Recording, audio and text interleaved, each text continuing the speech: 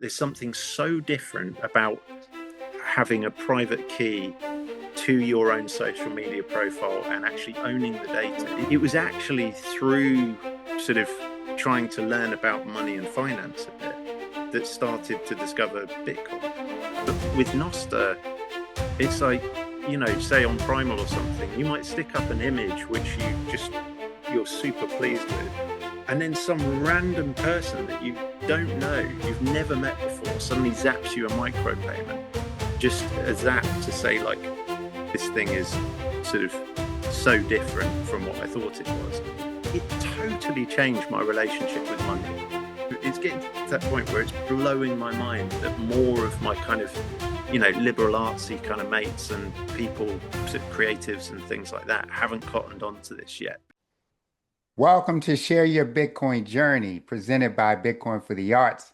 I am Dion Wilson, the Executive Director and founder of Bitcoin for the Arts, a 501c3 nonprofit supporting artists with Bitcoin grants, education, and sovereign funding tools. Today, I am joined by a London-based designer, maker, and engineer whose work spans materials and disciplines most people never see in a single career. CAD, wood, metal, ceramic, plastic, paper, electronics, 3D printing, laser cutting, CNC, props, set designs, furniture, and kinetic sculpture. He has built work for the Saatchi Gallery, the Glastonbury Festival, Nissan, Honda, Greenpeace, Cadbury, Lush, Ogilvy, the Wall Street Journal, and Star Wars fans the world over. Yes, that's him. And the K-2SO build at Silicon Valley Comic Con.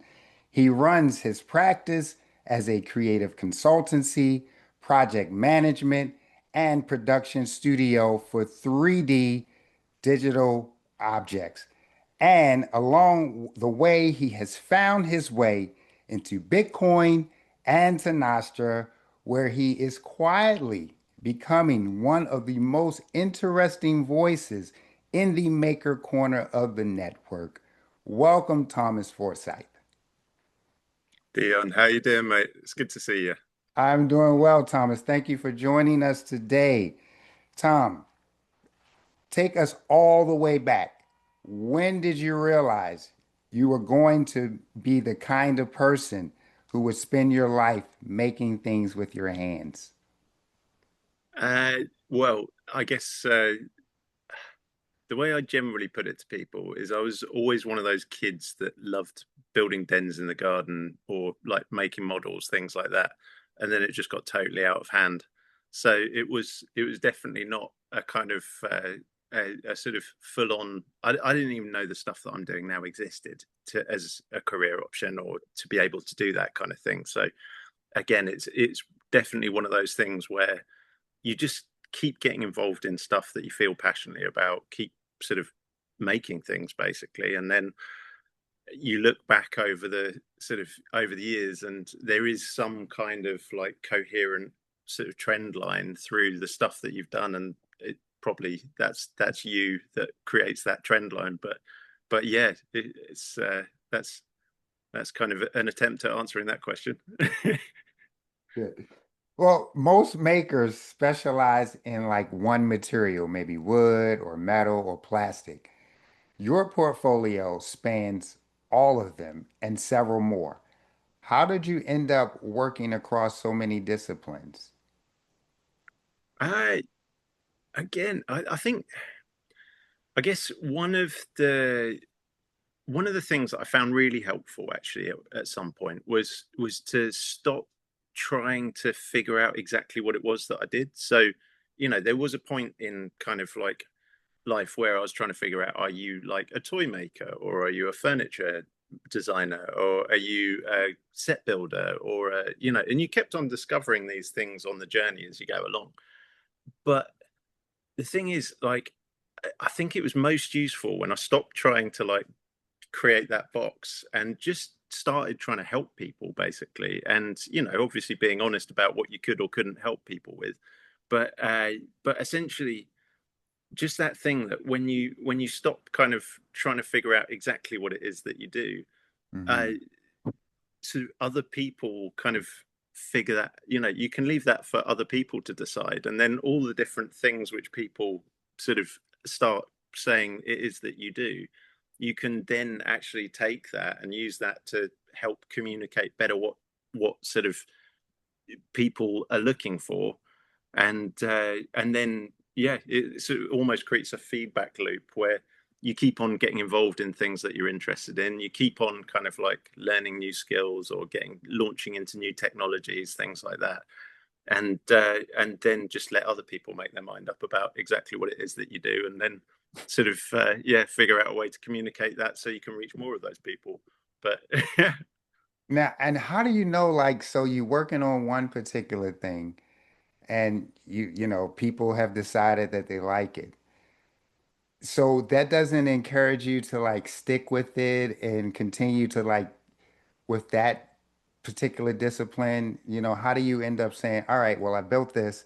Now let me go from engineering something into making something 3D dimensional. Like, yeah, like,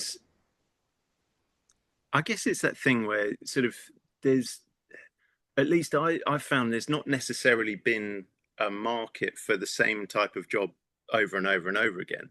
So, even kind of say when I was sort of like I ended up going and studying a course at a university, and then after that ended up sort of, it was like 2008, went straight into the great financial crash and there's a recession around that time and things. So it was that thing where you sort of, some people had a different experience. I thought that I'd be like going out getting a job and things like that, but it didn't work out that way.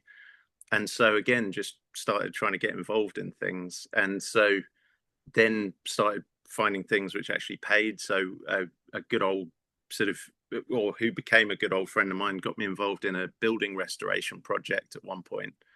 And for example, with that one, even though it wasn't necessarily exactly what you were kind of thinking that you were going to be doing or aiming for, you found that from this sort of restoration project, you were discovering like materials or techniques which ended up feeding back into some of the design work.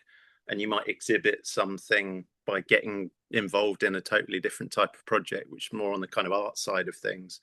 So is that thing where eventually just figured that, well, it's all to do with making stuff. So it's amazing how all of these different sort of projects come up, and if you don't think you're the right person for it, then just don't take it on. If it's not right. kind of something that's feasible for yourself to get involved in. But because it's sort of sometimes dropping into other people's teams, sometimes it will be kind of, you know taking on the project yourself and doing it in house. It's that funny thing where over time it's sort of, it's almost a kind of way of picking up projects which sort of, again, you feel like you could help people deliver, or sometimes kind of like you generate the ideas yourself and then kind of sell or sort of uh, Mhm. or kind of exhibit the items or whatever. Uh, but yeah, over the years, I started to realize that as much as I loved kind of creating things, I also really loved helping people with their ideas and their kind of, needs. And so you can take that creativity and apply it to that as well. That's very interesting, Tom. You said a mouthful there. So Yeah. no, no, really, let's dig in because I really, this is key. This is where I'm where we want to focus because what you just said was basically you let the free market and what people need and their desires influence your creativity. So you don't just create to create off of your own inspirations. You're creating based upon what where there is a need. So it's almost as if, like any other human who goes to work every day, but they're doing the same job. And they're doing that same job because that's their skill set. And that's where they are allowed to economize and create and do things that are needed in order to provide for themselves. But here you are in a situation where you can take your skill set and apply them pretty much to anything that needs to be created and allow for the market to determine where your creativity will take you. I mean, that's pretty brilliant. And it also puts you in a situation where I don't think you ever have to worry about where your next meal is coming from or whether there will be work for you because your industry is whatever there is a need to be filled. That's where your artistic ability allows you to do. That's freaking brilliant.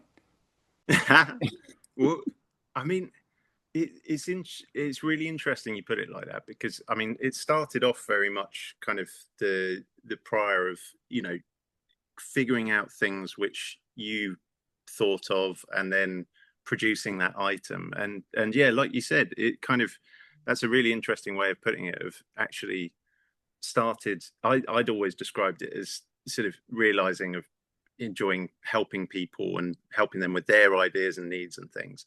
But yeah, I think the way you described it is fascinating, and there's a lot of truth in that as well. Where, I mean, it's kind of sort of, I think, like any freelance or kind of when you start your own business, like work can have ups and downs. It's not like that's one of the big challenges. It's not kind of Hmm. constant, and it's definitely for me sort of, it was creating a lifestyle business in some ways. It's never Hmm. been some huge profit driven kind of, you know sort of, I think when people go into business for business, it's very much kind of trying to generate profits and things. For me, it was more like a lifestyle business where, Yeah. like a lot of creatives, you get into it because you're passionate about something, whether it's music or whether it's, for me it was making things, and ended up sort of getting to the point where suddenly someone tells you, like, you need to register as self-employed because you thought you were going to get a job, but then you just started getting involved in things and you're like, what? No,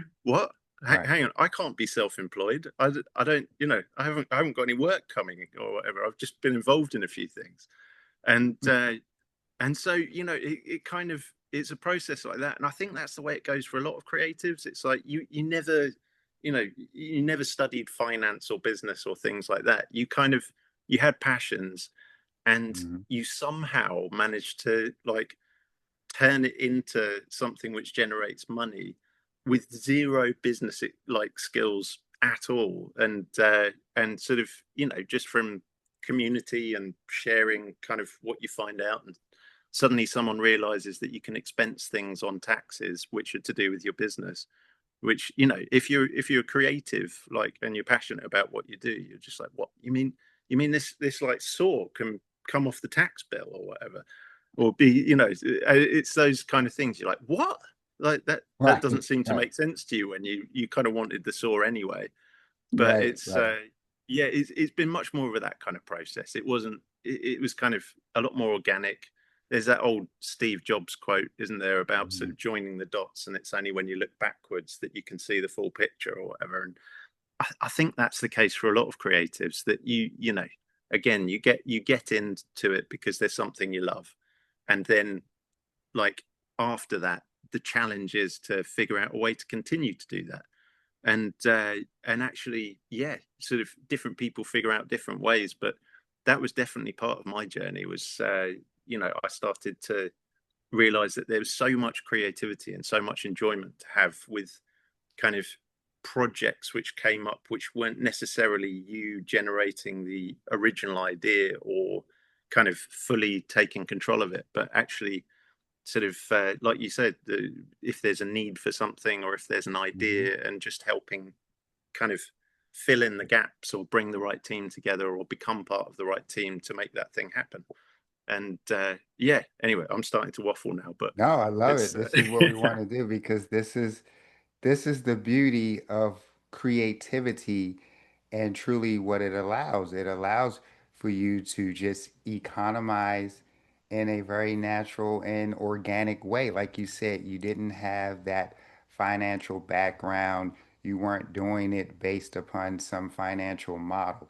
You were just doing it based upon your need as a human, like every other human who has a need to economize and live and survive.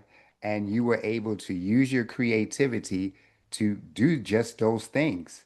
Where most of us, we settle for one particular skill set, one job, one production of income to allow us to survive. But you have taken your creativity and expanded it and used it in ways that are based upon people's needs.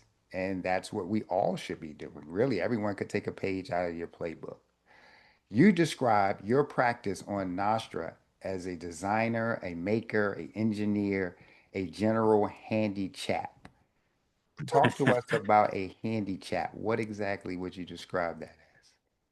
Yeah, good question. Actually, something which only actually came up recently to me. But yeah, it's like I studied kind of art and design. That was my kind of background. So actually, engineer. I'm not sort of a kind of technical qualified engineer, but it's one of those things where again, so I'd never sort of say to a client that I was a fully sort of qualified engineer or anything, but it's that funny thing where engineers had kept calling me an engineer.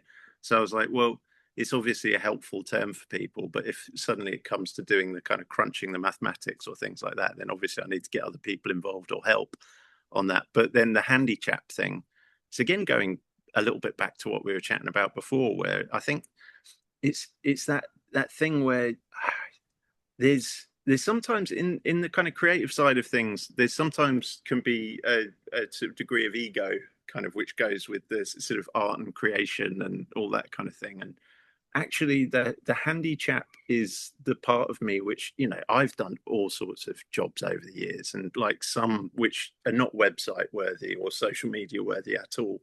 So it's just that thing where for the right kind of like project parameters or whatever, I'll put a shelf up for someone. It's like something which to someone who's been making stuff for ages, it's like easy stuff. Loads of people can do it, but some people, like, they still struggle with putting up a shelf or something like that. So if that's the way that you can help them, and you can sort of like make it work for both of you with sort of everything, then fine, great, I'll put up a shelf. But so handy chap is that thing where I've got, I've built up a fairly broad skill set over the years, and it's nice to be sort of to yeah, be helpful to people. And so it doesn't always have to be the grand exhibited thing.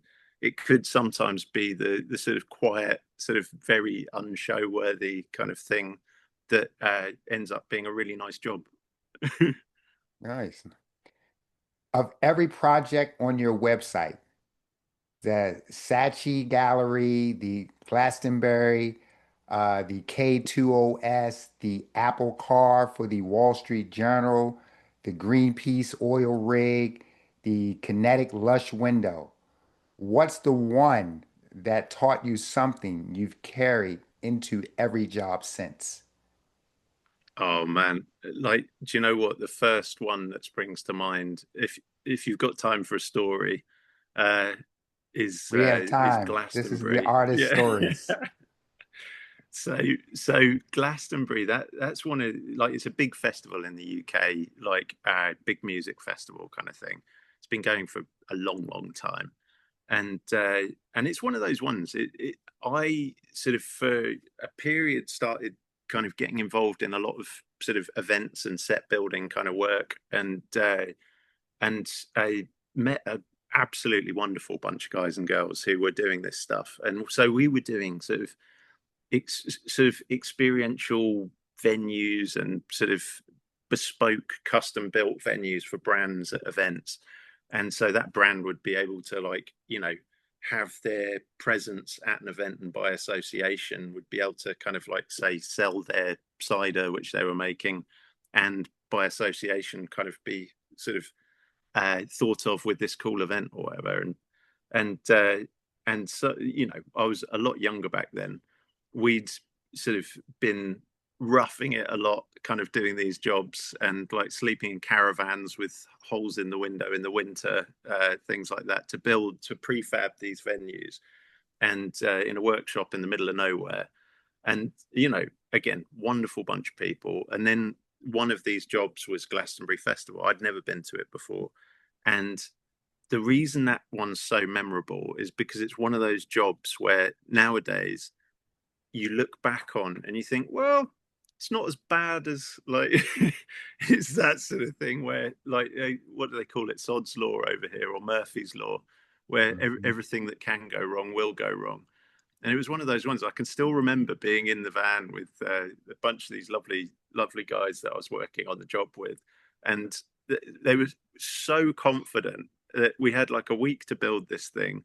It was like they were like, yeah, this will take like a couple of days, it would be fine, like we'll be like loads of time to just like hang out and chill.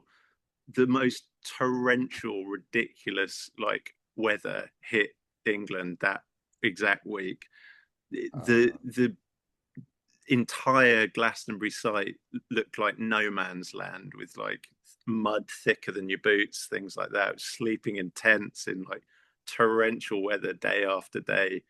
Everything just like became so difficult to do. You're having to get down in the mud and covered in sawdust underneath steel deck, all sorts of things. And it's like some of those jobs can be the most wonderful jobs when the weather's well, and again, lovely people, lovely kind of fresh air, things like that, and building interesting stuff. But yeah, this one, that was genuinely like doing 16-hour days or so, and like all sorts, just it was relentless. And I think ended up crying in a field at some point, things like that. And oh my god, dude, it was one of those ones where Yeah. there's other projects which I could say kind of positive things about, but actually sometimes it's the projects which almost like end you, which you kind of, I don't know, they give you a reference point to look back at and go, Mhm. do you know what? Sort of, I learned so much from that job and some of those jobs, and even things like with the sort of ridiculous long days as standard kind of, it's those sort of things where it helped me see that actually with my own practice I didn't want to go down that road if I could help it. And I didn't want to standardize that, because so I found that you're like, for me at least, my productivity, you did the hours but my productivity curbed off after a couple of days, and so you just end up sort of taking longer to do a simple kind of measurement, or ending up having to do it multiple times. Or it was that thing where actually sort of trying to work smart rather than long and hard, it made so much more sense to me. And sort of with some of those kind of jobs, it's like it had some amazing moments, but actually looking forwards, I still want to be doing this stuff when I'm in my 80s if I can. And it's like that kind of project is not going to be realistic for then. So it's there was a lot learned, a lot of wonderful times, incredible being able to go to some of those events and things like that. But yeah, these days, for quite a long time, I've not been doing that kind of work. But yeah, would never regret it. And it was there was a lot learned Uh, That's interesting. there. I love how when you ask an artist, like, tell you about a memorable moment, and you always think it's going to be some highlights, some grand moment Yeah, of their yeah. career. And it's always the story about how everything almost went wrong and you still Oh had to man, make it work. Those are yeah. always the It's that biggest lessons. Yeah. sometimes. And also the positive stories are great, but I don't know, sometimes like it's nice to hear other people talking about the struggles as well, because Right. when you see like Instagram or something like that, or things, everything looks perfect and curated on people's Instagrams, and it's like it feels like it's just kind of success after success after success. And real life isn't like that. Like it doesn't work that way. It's got its ups and downs, and yeah, takes you on journeys, doesn't it? Takes you on journeys. And as a Bitcoiner say, you got to be able to show proof of work. So that's Yes. what you're talking about. Showing the proof of work. On Instagram, you do not see the proof of work. Yeah. So let's talk a little bit about the K2OS build for the Silicon Valley Comic Con. That's one that fans recognize first. What was that project like, and what does it feel like to build a character that the audience already were in love with? Uh, yeah, good question.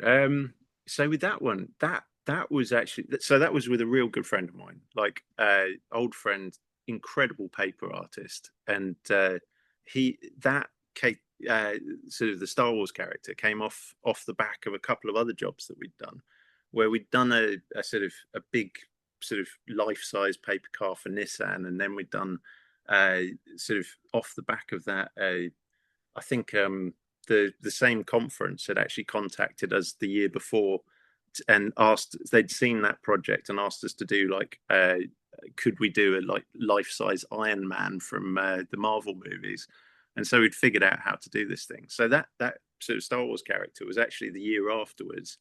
There was a sort of a kind of request to do another one, and they were going to fly us out there after we'd done the job in London as well, and sort of over to Silicon Valley. It was a hell of a good couple of jobs, and they put us up over there, wanted us to be at the conference and hang out and things like that. So we were sitting there. We'd met these guys the year before, and sort of Owen and I were sitting down chatting, like, okay, so they've given us like a short list of different characters. We were supposed to like figure out which ones were realistic for the types of techniques we were using, which ones would end up looking good.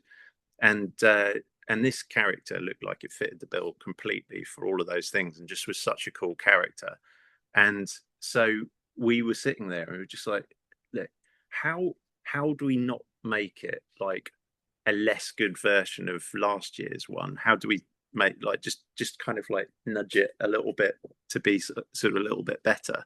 And we'd done kind of, I think the previous Christmas had done a window display for Lush, again using paper, and with that one kind of had built some custom electronics into the paper flowers to make them move around.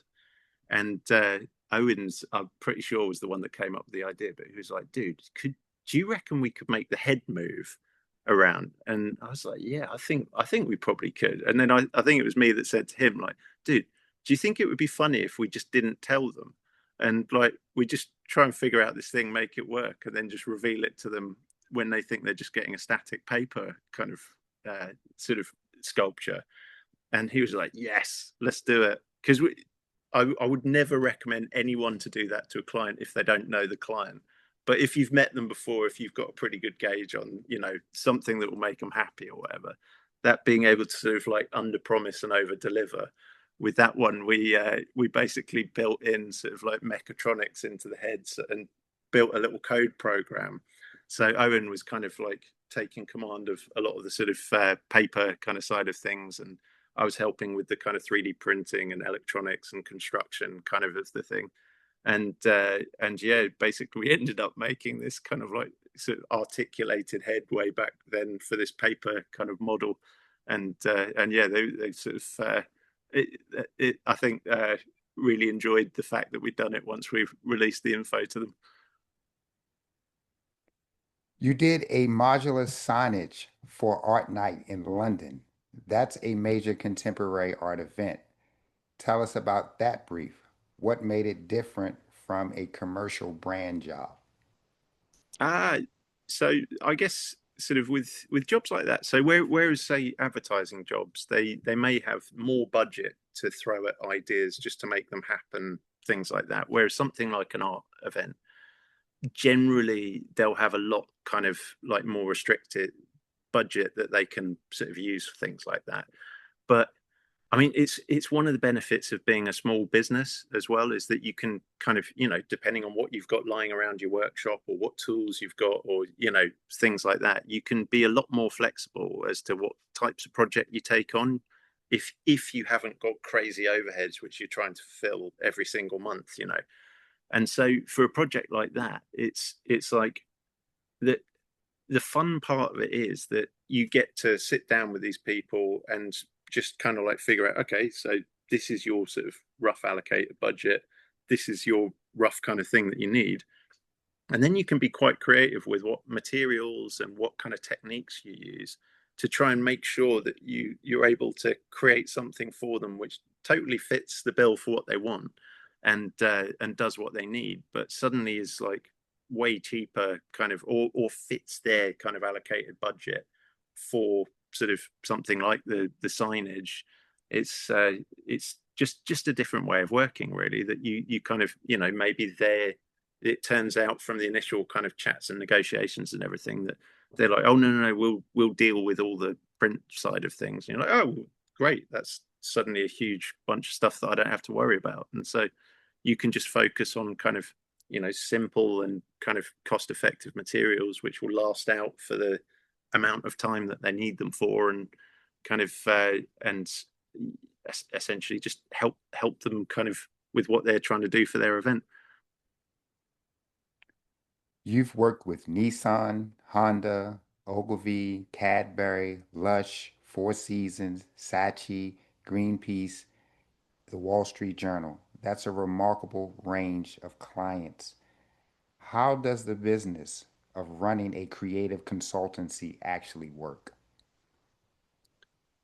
Good question. I guess that's that's an interesting one. I guess because of being sort of essentially a sole kind of person, like is that sort of setup where instead of building a company like I've seen friends of mine do, or know companies who do, it it never it never felt the way that I really wanted to go down. I valued the flexibility too much, and that sort of decision essentially meant that you can, from your network, kind of depending on the project, bring together the right people for that particular project. It means you don't have to continuously employ someone who does, kind of whatever skill it is. It's like you just pull together your kind of team for that particular project. But so actually, like, so weekly, daily, monthly kind of routine is actually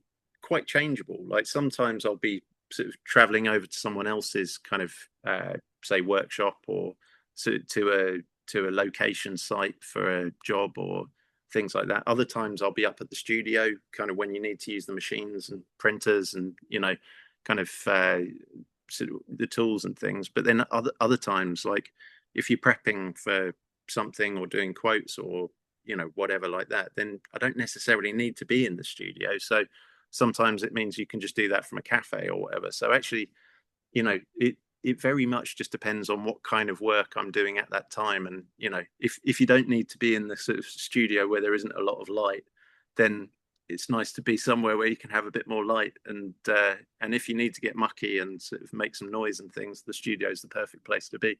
But yeah, I guess does that answer your question? Absolutely. I mean, because by you Yeah. doing so many different jobs and working with so many different medias, I would imagine, depending on the client, depending on the project, would determine your workspace, where you're working, the type of work you have to do for this particular project. So what you just said makes total sense. When did Bitcoin first show up on the radar, and what was your initial reaction? Oh man, I guess that's like I think probably a lot of people have this story, but I think it showed up about three times, I think, before I really like it clicked. And so the first time would have been, so there was a bar in Finsbury Park in London, which it must have been sometime between 2010 and 2013, somewhere around there. I was with a techie mate of mine, and I remember standing outside this bar. They put on amazing music and things like that. And I'm pretty sure they had a Bitcoin, like, sort of, like what you would call it, ATM in the bar, and accepted Bitcoin in the bar. At the time, I knew nothing about this at all. And this sort of techie mate of mine was trying to convince me that I should get one of these Bitcoin things. I think back then I remember him saying it was like £100 or something like that. And to me at that time, like £100 was huge amounts of money. Like it was, sort of, it was that thing where when you're an artist, kind of, maker type who's just thrown themselves into a city like London, and the game is essentially how to sort of how to find money for rent and sort of, anything else goes on food, and if you've got enough, have some drinks and things like that. 100 quid was like, that that sounds kind of interesting. Wasn't that fast, but so that was probably the first time it came on my radar, and I pretty much ignored it, kind of thing. But it was at least a word that I recognized, and then it was more like I'd been chatting about it with friends and sort of found it kind of vaguely interesting after that time, but nothing, never really dug into it. Uh, then it was maybe the second time was when it got to about maybe 2018 sort of ish kind of time. So going back to the freelancing thing, one of the things, like I think I mentioned earlier with freelancing, that sort of essentially work can be very up and down, and one of the real challenges sometimes is actually like when work gets quiet, the anxiety can be like insane, and especially when you've started off, like those first few years of freelancing, you can totally lose your mind. It's like when work dries up, it just feels like it's never going to come back sometimes. But if you can settle your nerves, I started to realize, then you can, for me, I was just like, this is such a unique opportunity to like learn new skills. And so, at one point it was like, would it be naive of me to think that I could learn a bit about electronics and microcontrollers and sort of C++ code and things like that? So, bought some textbooks, things like that, and got stuck in, and eventually started to realize that actually you got to a point where people started asking you if you could do something like that, and they'd pay you for it. So all this stuff, which was totally nothing to do with work, became part of work.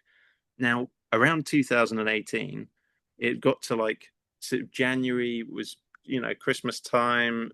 Often things got a bit quiet in January, and I'd started thinking like, right, what's the new skill that I'm going to learn this year? And started, oh, maybe it's Python. I'll learn another code language, something like that. And then just like had this thought. I was like, would it be totally ridiculous and naive of me? Like, it seems like actually maybe in order to improve my situation, would it be stupid of me to think that maybe I could learn a bit about money and finance? And so I was like, maybe that's what I'm going to do this January. And actually, it started with things like, Robert T. Kiyosaki, Rich Dad, Poor Dad, and, found that and started finding these YouTube videos of kind of like, you know, what money is kind of based on debt and these kinds of things. And so it was actually through sort of trying to learn about money and finance a bit that started to discover Bitcoin. And that's when I started to actually get a bit of a hypothesis about Bitcoin, that hang on, this thing is sort of so different from what I thought it was, and actually build a bit of, again, like I had sort of no money kind of back then, kind of, and so it's the kind of thing where I think most people who've discovered Bitcoin wish they could go back in time to multiple different sort of occasions.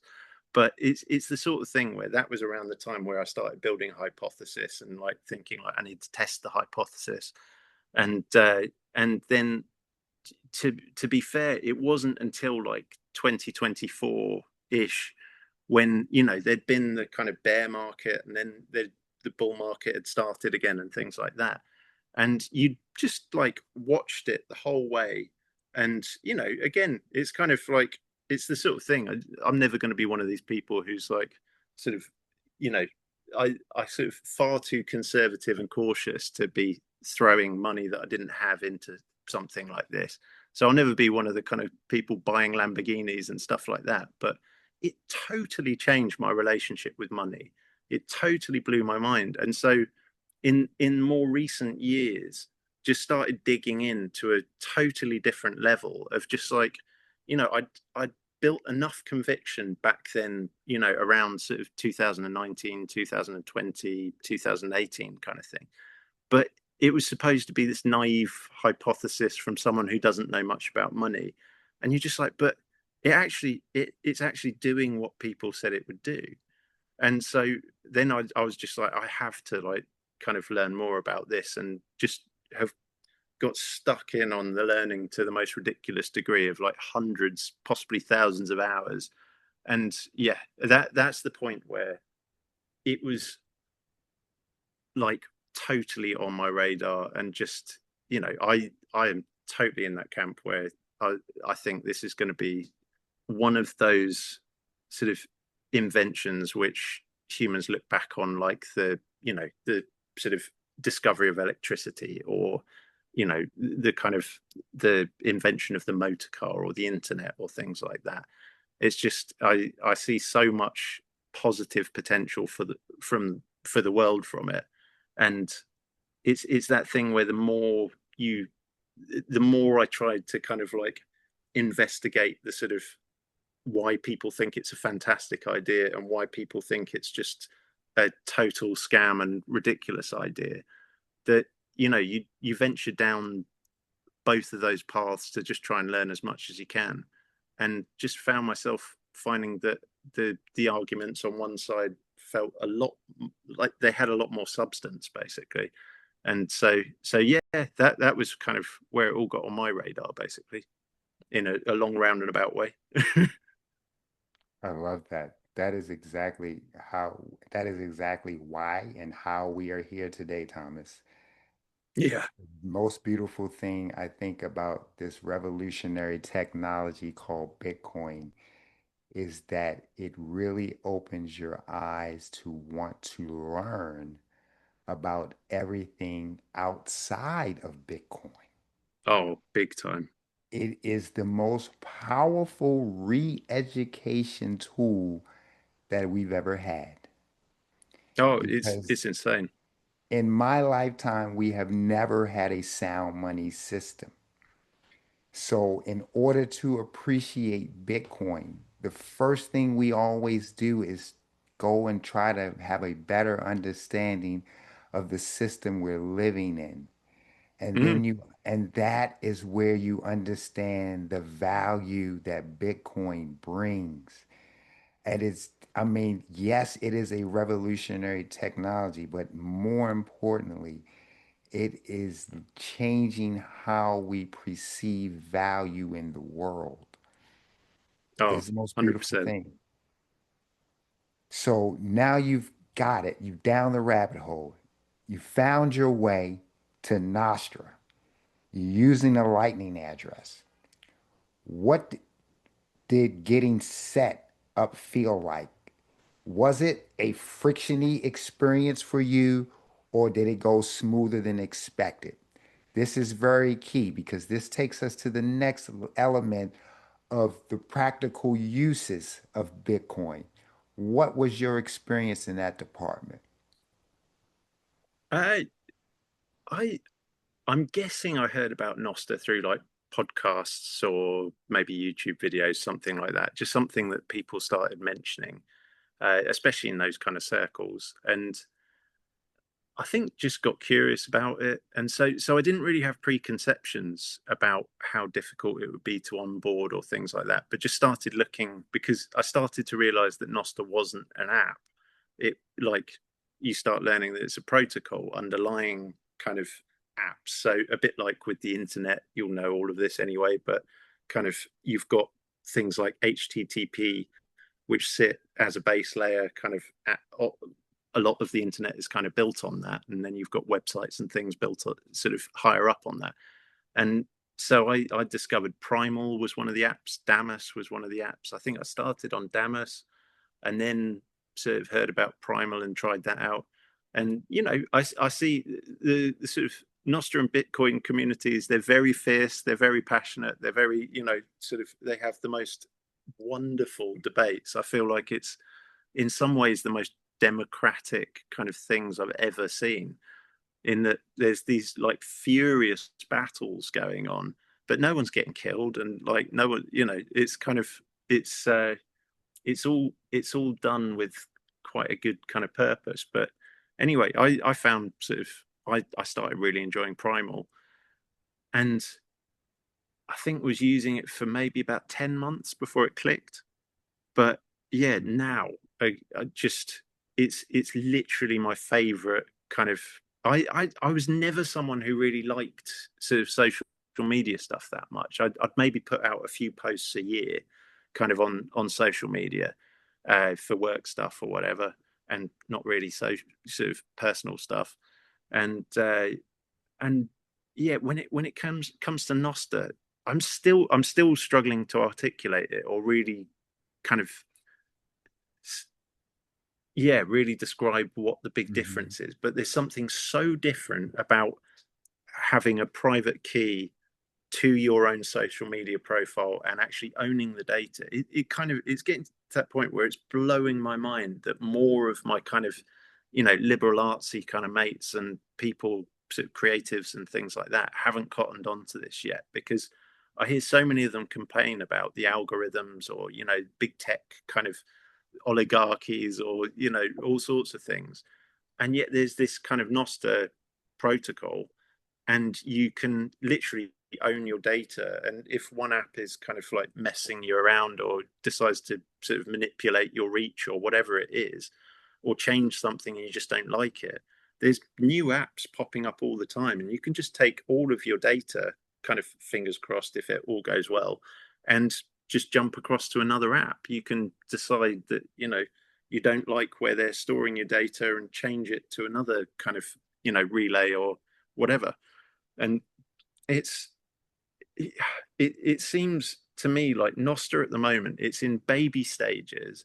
It's Hmm. almost like a kind of clunky, janky, DIY built kind of electric modded classic car or something like that. It's just this weird Frankenstein thing which is being figured out as you go along. But I love it, and it feels fun. Like other social media, like there's certain like niche Facebook groups which kind of about specific models of 3D printers, which I love, or there's like YouTube for learning kind of more long form kind of things, or podcasts or whatever. But in terms of a platform which actually makes you want to create, or makes you kind of excited again and fun again, like using Primal has been like a really easy one for that. And just like I've been really enjoying it, and it's actually got me inspired to sort of make stuff again. And then, like you said about the Lightning wallet, actually having kind of sort of people not only be able to like what you've done, or vice versa, if you particularly sort of like something, you can throw a like, just like every other sort of social media site. But then there's this additional thing of being able to zap someone a micropayment in the soundest money any ever created. And sort of, there's obviously varying opinions on that, but once and it's that thing where it just blows my mind that, say, you'll make a comment, or like write a little piece, or put up some new work, or for songwriters who've written a song or whatever.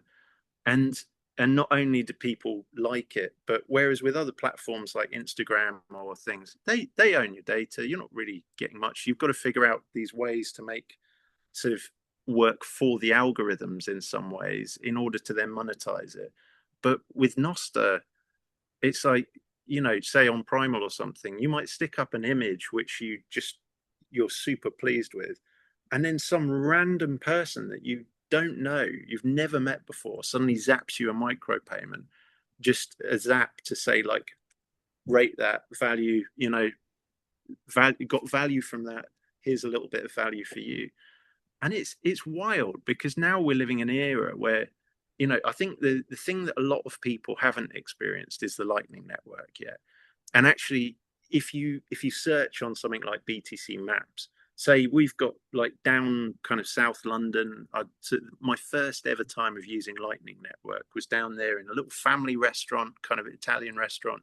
And they did, sort of, I'd gone met up with some people there, and they had lovely Italian wine.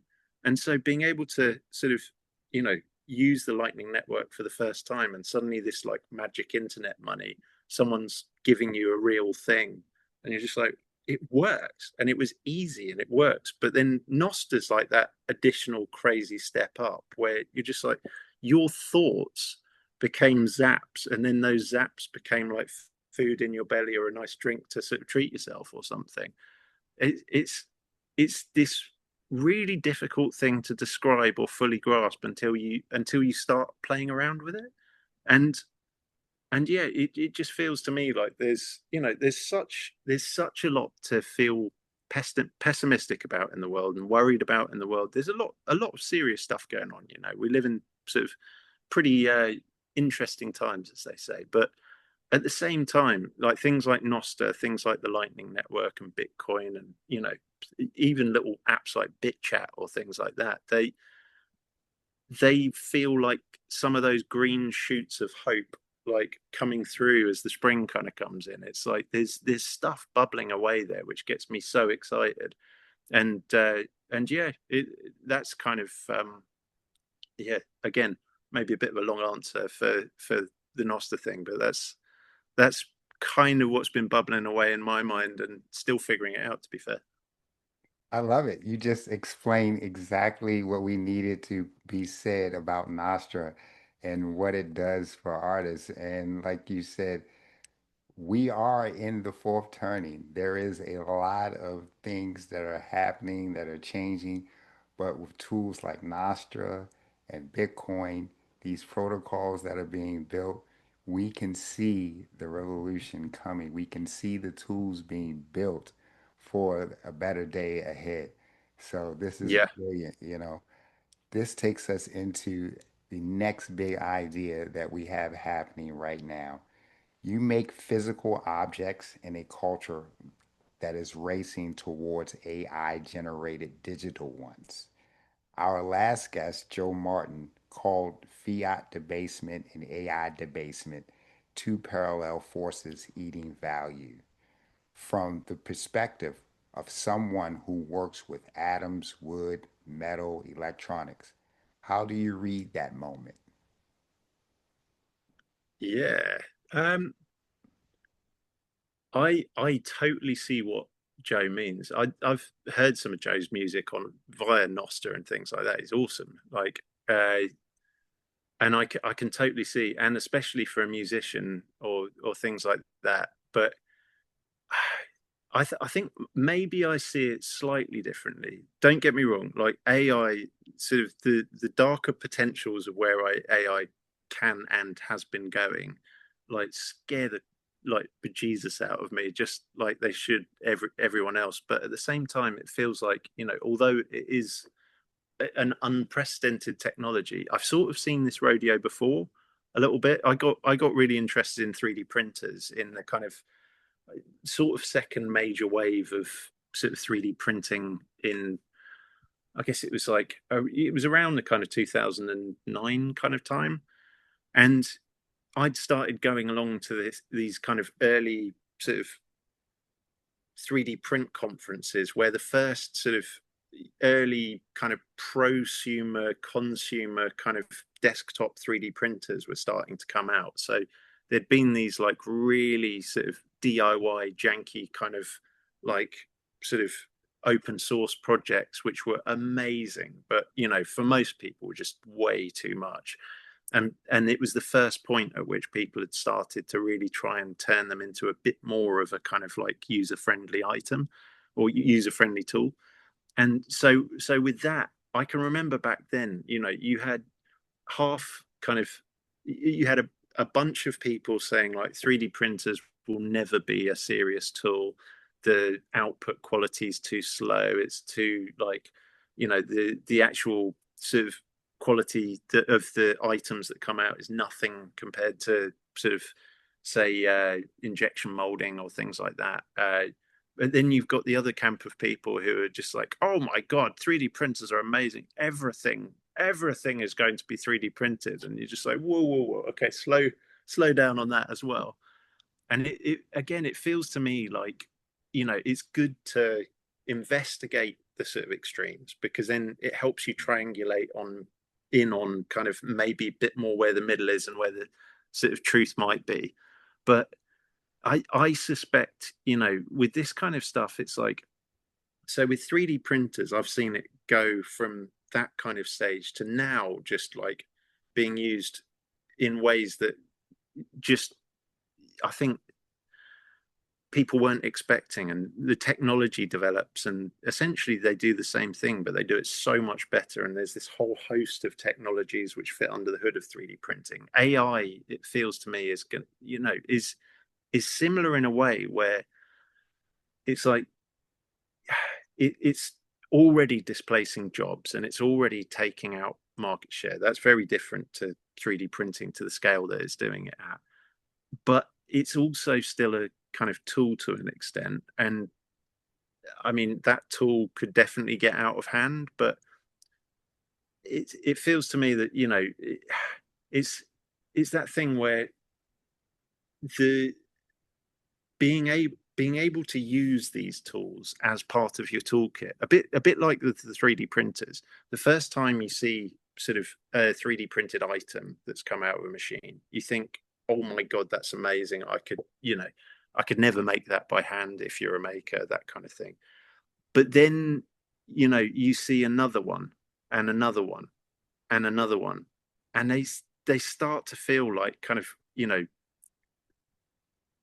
crap Kinder Egg toys. Kinder Egg is like a little chocolate egg with a sort of plastic toy in the middle over here. I don't know sort of if they get them everywhere, but it's like it can just look really kitsch, the stuff that comes out of 3D printers. But if you combine 3D printers at what they do best with humans, with other tools and toolkits, suddenly the stuff that you're able to do is amazing. Like, and to me, it feels like AI, you know, it's it's not like that to a degree, but it is going to be like that to a degree where, you know, it's kind of, people describe a lot of AI slop these days, and that's a total thing. But actually, say, you contacted me about sort of a profile image kind of before we did this interview. Like, I haven't sort of done an updated profile image for absolutely ages, but I was able to like nick a sort of a still frame from a video that I'd done last year, like, and then with a sort of specific prompt, run that through an AI algorithm, and it comes out the other side looking like a really professional kind of sort of high end kind of gallery photographer kind of shot. And it's that sort of thing. I don't have the money to like go and sort of hire a photographer to take a portrait or something like that for the day, or the time, like things like that. But suddenly these tools are available where if you just tried to like get the AI to create the image like without any kind of initial sort of work that you'd done, you'd probably end up with something which looked sort of a bit sort of AI slop kind of style. But if you sit yourself down, even with a half decent sort of camera phone or whatever, learn a little bit about lighting, or at least get the frame set up to something that you're happy with, spend a few kind of times, or like I did, just pick a frame out of a video or something. Then with a little bit of kind of prompting, you can end up sort of that you've done half the work, but then the AI just refines it for you. Or, you can use AI for what it's good for. Again, I'm not an AI expert at all, but it's that weird one where it scares the crap out of me, but it's been blowing my mind at the same time. And to me, I'm very aware we could be going towards the Terminator as an outcome, but at the same time, I hope we're going towards more of a kind of Star Wars outcome, or Iron Man or something like that, where it's the collaboration between sort of machines, man, other tools, things that make things really interesting. Um, Again, I could be totally wrong with any of this stuff, but I think it's it's where I like to sort of use the tools, and sort of where I'd like to see things go. But whether it actually will go that way, who knows? There's something quietly Bitcoin philosophical about how a maker works. Real material, real time, no shortcuts. the work is the work. Do you feel the connection between sound money and the sound craft, or is that an overreach? I don't think that's an overreach at all, actually. I think, yeah, I think I think you mentioned proof of work earlier on as well, and there's something about making physical things which it's it's good for battering your ego, and it's that thing where I think there are certain career paths or certain kind of occupations or things like that where essentially you're able to live in the realm of theory, and you're able to sort of create, say, articles or papers or whatever it is, but it never you never then have to take that hypothesis or theory or kind of like opinion about something and then test it in the realm of physics. And so with making things, it's that you can be sure you know exactly how to do it, exactly how it's going to go, whatever. But reality does not work like that, and you sometimes you get hit by reality, and it humbles you, and there's something very Bitcoin about that. It's that sort of, yeah, that the more you learn about kind of how this technology that has been created called Bitcoin works, and the more you kind of see the journey of kind of almost experiencing how it works, of the volatility, and essentially having to stay fairly humble to sort of see exactly sort of, I'm struggling to articulate this one, but essentially, yes, I think you're onto something there. I couldn't Yeah. necessarily tell you exactly what it No, is. you just said it really in that last few sentences. It's like the work in life is kind of like Bitcoin, it has its volatility, there's ups, there's down, but long term, we are always on a upward trajectory. So, we have our bumps and bruises in life as we're working, but ultimately we're getting better at what we do. With the advances in technology, now we can do the same things that we used to do better and faster. So, yes, Bitcoin is just that philosophical thing that goes right along with how we should be living. There's ups, there's downs, there's volatility. But if we just stay the course, the long-term trajectory is always on the up positive side. What does the London maker scene actually look like in 2026? Uh, whose work do you admire, and where's your energy moving right now? Uh, yeah, I mean, I'm not sort of, I think I'm not going to kid anyone. Like, things are, I think, tough for a lot of people in the UK at the moment and all over the world. The sort of macro economy, people's sort of jobs being displaced by AI, so many factors, like the general sort of political situations everywhere at the moment. It seems like there's a lot of people struggling, but at the same time, like, I remember after 2008, there's a lot kind of bubbling away, and there's a lot of amazing people. I mean, sort of, some of the people that I love and would 100% give a shout out to would be people like Kyle Bean. He's a sort of illustrator, model maker slash creative director type. Just does the most beautiful like things. An absolute mastermind when it comes to kind of making things look visually gorgeous. Or like Owen, who I mentioned, did the paper sculptures with. He's down in Brighton and just unbelievably talented sort of paper kind of artist, and again just makes things look beautiful. And sort of Jonathan Green, incredible interiors photographer. He showed me some of his personal work. He does portraiture and stuff like that as well, but he showed me some of his personal work that he's been working on recently. He's just joined Nostr. I managed to convince him to join Nostr, so I'm hoping that he'll start putting some of his new like sort of actual personal work on Nostr at some point, because it's gorgeous, and I think he's another one who'd end up loving Nostr when he got to it. But yeah, there's some interesting stuff, like there's building blocks in Edmonton. So you may have heard of some of the like maker spaces which happen, Fab Hmm. Labs, things like that around the world. Like building blocks, the guys there have like almost taken it a step further and done like this sort of new sort of pay as you go, like sort of industrial workshop space. So people can, I sort of have my own space, but people can do like pay as you go for some serious like machinery and kit there and things. And they were always having sort of really interesting people through there and sort of doing awesome things. Kai Labs, have you ever heard of them?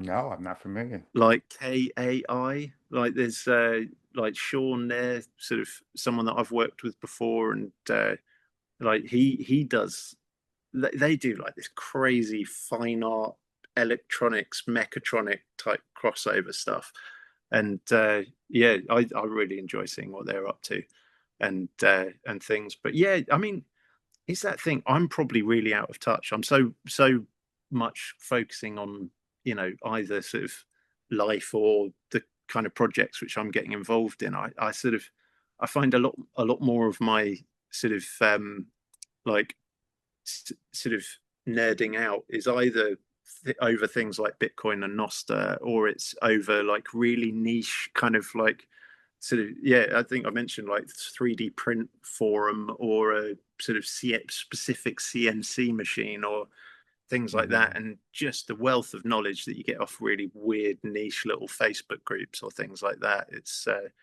those are kind of some of the things which I end up sort of like fiddling away on when I've got sort of minutes to just fritter away on something like. But yeah, Hmm. I think that's definitely a few of the kind of creatives which immediately sprung to mind for me. If a freelance designer or maker came to you tomorrow, paid in pounds, dollars, euros, no Bitcoin, no Nostra, what do you tell them to do this week, this month, this year? That is, man, that is a hard one, and it's probably a bit of a weird answer actually, but yeah, I mean, I guess there's sort of two parts to that where like whatever it is that you're passionate about, just that's kind of a superpower. So just go with that, because I've always thought it's that thing where if you love something or you're passionate about it, you're more likely to do more of it than the next person. And if you do more of it than the next person, you're more likely to get better at it than the next person. And if you get better at it than the next person, then eventually someone may actually want to pay you for that thing. And it also pushes you through the times where things get tough, because it's, but at the same time, I think weirdly, my advice wouldn't be about anything to do with art and making things necessarily. It's like you'll figure that out as you go along and just be sort of resourceful and make contacts and things. But it's more like almost like that low type time preference thing again, of just start thinking in swathes of like, where do you want to be when you're 80? And like, if that's the case, then maybe sort of on the back burner, little by little, find a resource or a set of resources which you enjoy, whether it's podcasts or books or whatever, and start. Yeah, I think some of the things which probably helped me most have been things like going back and again having to humble yourself and like learn about relationships, or learn about health and biology, and learn about kind of you know sort of money. Like I mean, anything you do, we take money so for granted as just this thing, but when you actually start learning about what it is and what it can be, it totally changes the way that you approach things. And so Bitcoin's obviously like a big one that a lot of people find, other people find other things, and that's totally cool. But it's but yeah, I guess that would be it. Is like whatever it is that you're passionate about, sort of some of those kind of foundational skills, like learning to sort of I guess like settle your mind, whether it's some kind of yogic or meditation practice or things like that, to at least kind of try and get a grasp on some of that stuff and just improve your general mental and sort of physical health. And it's like the more you sort out those kind of factors, it feels like it sort of it just helps with the work as well, and it makes it more sustainable over longer sways of time. It's like I you know I think some artists kind of will kind of live fast, die young, or whatever. I'd quite like to be around for a while, so I'll take things slow. What's next for you at the end of 2026 into 2027?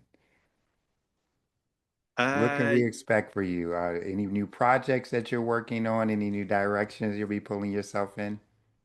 oh man, so I think I mentioned the Nostr thing earlier. There's some sculptures which the first ones, I think they were about 10 years ago or something. I did write about it a little on Nostr, but yeah, it started kind of posting a couple of those up. And again, Nostr and a lot of my kind of learnings over recent years just got me super inspired to start picking that project back up again. And although I'm not making the physical sculptures at the moment, because then you've got to store them somewhere and you've got to decide on scale, like these things could be tiny like the originals, where or they could be enormous like building size or whatever. But yeah, I am like brimming with ideas for that one at the moment, and it's kind of like definitely want to give that some more time. But also, the client work and things like that, I love it, and so more of that hopefully. And then just family, friends, kind of just that sort of the wholesome stuff which makes it all worth it, and the stuff that actually makes you feel rich. It's like, well, yeah, continuation of that. So hopefully, sort of a good mix between sort of work and life. Where can our audience find you, or where can they follow you? Oh man, I think sort of I'd have to say Nostr now. Like Primal is literally, I don't think it's going to be just a phase. Like it's that thing where it's the first time that I've enjoyed social media in a long time. And so for me, so, I picked up Primal. Kind of other people use some of the other ones like Amethyst. I've heard of. I've never used it. I think it's on Android or whatever, or Hmm. Damus, things like that. I'd say like Nostr is the place where I want to actually put stuff these days. So yeah, come find me there. You heard it here, ladies and gentlemen. If you want to connect with Thomas, find him on Nostra. If you're not familiar with Nostra, there are a bunch of different clients that you can download between the iOS and the Android to use the Nostra protocol. You get your own private key, and with that private key, you are in control of all of your content. And this is the decentralized platform that follows the Bitcoin ethos that a lot of Bitcoiners are taking to, and artists such as Thomas and like myself, we are using these platforms in order to really show you who we really are because you feel more authentic, you feel more open, you don't feel like you're like the algorithm is against you and your content is being shadow banned or whatever. You have authentic followers, you have authentic people that are interested in what you are doing. It's a great tool that we really suggest that you take the time to find out a little bit more about. Last question. We ask Well said, brother. every, thank you. We ask every guest if a $500 to $2,000 Bitcoin micro grant from Bitcoin for the Arts landed in your wallet tomorrow, what would it unlock for you as a maker? Uh, Good question as well. I think like with that one, I reckon it would be that same series that I mentioned a minute ago. It's like it's these Mm, kind of I think I'd use it to just like dig in on that a little bit more. And there's other things which sort of like yeah, but yeah, I think it would be that. It's like I've got sort of at the moment it's these kind of like quite graphic sort of melting objects, almost like that let other people make their mind up about what the hell's happening in them. But these little sculptures, and now kind of have been developing some concept drafts for some new ones. And at the moment, it's all quite, all quite sort of almost like black pill kind of sort of style, as it were, sort of like it might seem a little bit sort of a little bit macabre or whatever in a way, but in my mind, that's not where it's heading. Like it's kind of like it's almost like working through all these kind of like sort of ideas with these deteriorating things, and it's going to move somewhere way more colorful. And some, yeah, I haven't totally figured it out yet, but when you get that, you were in sort of professional dance, weren't you? Yes, I Like, was a dancer. yes, so you get what it's like Yeah. when you have that bubbling inside of you for something, and you're not quite sure what it is yet, but you're pretty sure it's going to become something, and it's already it's already been making those kind of moves along the way. And I think, yeah, that would be a fun way to use a little grant or something like that, is to continue that series, maybe kind of you know make sort of make hopefully make connections to exhibit them somewhere really interesting on whatever scale, whether it's tiny or whether it's huge or whatever it would. Yeah, that would be a lot of fun. Thank you for joining us today, Thomas. Thank you all. This is another episode of Share Your Bitcoin Journeys by Bitcoin for the Arts. Please visit the website bitcoinforthearts.org. We'll see you next time.